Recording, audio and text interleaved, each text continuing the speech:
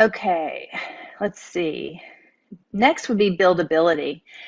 Septic systems installed can cost anywhere from 3,000 to 24,000, but not all dirt is created equal. And you'll find in many areas of the country that some soil is just not stable enough for a septic system to be installed.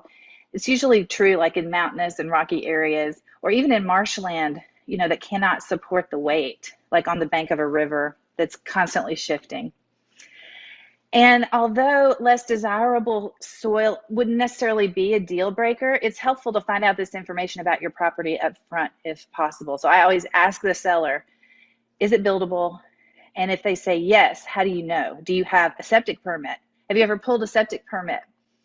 If they say yes, then can I have a copy of it? Even if it's expired, because you want to know, did it ever pass a perk test? Because a positive perk test will drastically increase the value of your property, because most people want to do what? They want to build. If your seller does not have one of these, it's not necessary to order one, but be prepared for your end buyer to add a contingency in the purchase agreement for tests like, a feasibility study or a septic permit. They say it's contingent on perking. In my area, though, there's so much building going on that I can't even get a soil scientist out there in less than 8 weeks. So most of the time I don't accept contingencies for perk tests. Okay, the next thing, I think number 6, you want to find out if there are any past surveys or plat maps, because a survey is really important, especially if access is a concern. You want to see what a surveyor said. It is happening to me about 30% of the time that I'm having to get a survey before I can close with the seller. So I usually go and ask the seller, if they would pay for it. If they won't pay for it, I'll ask if they'll split it with me. And then usually also I'll go to the buyer and do the same thing. I'll say, this is going to need a survey for me to sell it to you. Will you split the cost? If I can get the seller to pay half and the buyer to pay half, that's wonderful. And then number 7 would be local zoning. I mean, you need to know what the area, the county planning department is saying that this property can be used for.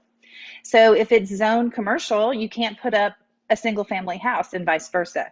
So it's important to know the local zoning, but even take it a step further. Go ahead and grab from their website at the county a copy of the ordinance that describes what you can do with that zoning in that area, because that's the next question people are going to want to ask anyway. So they want to know, can I put on a double wide or a modular home on it? I had a call this morning. I'd like to use your commercially zoned property for a parking lot and just park trucks there. Is that allowed? And I had to point to him on my website, here's where the zoning tells you that, yes, you can store automobiles here. You'd have to pave it. You'd have to put a road in because it's undeveloped. There is a deeded easement over to the road, but there's no physical driveway. So just letting people know what's to expect, because the due diligence process is all about expectations. So people know what they're buying and they're willing to accept the risk. Okay, last thing, number 8, tax info. I mean, did they pay the taxes? Sometimes people who sell to me are saying, I'm just tired of paying the taxes. Sadly, I've had people say, I've been paying the taxes for 20 years. And then I find out they're not actually on the deed. They think they inherited it and they've been paying the bill, but they actually didn't own it. And that happens more often than you would think. Sam, I love it. I never take it personally. Fonte Chapman, I missed your question. How do I do the math, the formula to figure out the return on investment? Oh, well, great question. Okay, here's just a simple way to think about the return on investment. So let's say I'm targeting property that's $40,000 in retail market value. In other words, similar properties have recently sold in the area that make me think this property is worth about $40,000, okay? My goal is to send an offer to whoever owns that property at an offer price of 25%. So let's say I'm offering them $10,000 for their market value $40,000 property, okay? Then I have it under contract with 6 months to close, do my due diligence that I just shared with you, and then I put it on the market. And I've got, I've got to put it on the market at a price. So I'll say the retail price is $40,000, but then my price is $30,000. So I'm saying 75% of what the property is worth is what I'm going to sell it for. And I can do that because I'm going to double my investment. So 100% return on my investment would be if I could sell it for 20,000, right? If you're not counting closing costs or anything, I'm buying for 20 or for 10, I'm selling for 20. That's 100% return on my initial investment of 10. But then my personal goal is I want to make 20,000, right? So I can go up to 30,000 and still be under market value and sell it fast for cash to someone who can see that they're getting a great deal. Hope that answers your question.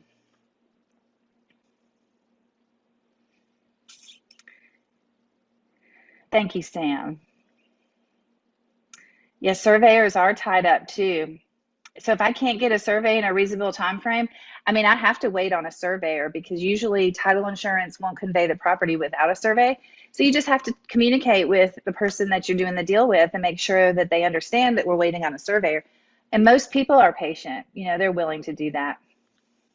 But you're right, surveyors, soil scientists. I mean, there's a real estate boom going on right now. And so all the service professionals are overwhelmed.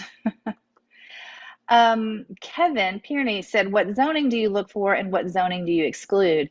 Kevin, I'm really just looking for residential zoning. I mean, I don't mind agricultural, recreational.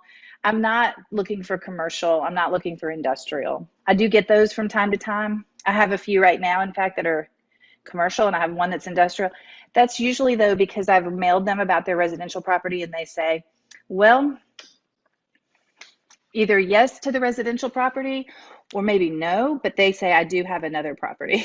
And that's usually how I end up getting it. All right. Thank you all for being with me. What other questions do you have? This was really all I wanted to share with you. Just, really what are the top 8 things you need to get figured out in due diligence so that you can prepare your property for market and really be ready to answer the questions that your buyers are going to have. They're going to call you and say, well, how do I get to the property? And then they're going to say, is it buildable? Can I put a house on it? Or they're going to say, can I put a mobile home on it? Or whatever it is they want to do with the property. So you want to be prepared with these questions answered so that you can sell the property quickly. The more work you do on the front end, the faster it'll sell because you have that knowledge and information. Okay, well, that's all I had for today. Thank you for joining me and for your questions. Please reach out to me on the Facebook group here that I'm broadcasting in, Land Flipping 101. Also, I am still taking beta testers in my training. If you want to learn how to do what I'm doing, I'm offering it at 50% off for the short foreseeable future. And you can get it for $9.97 right now.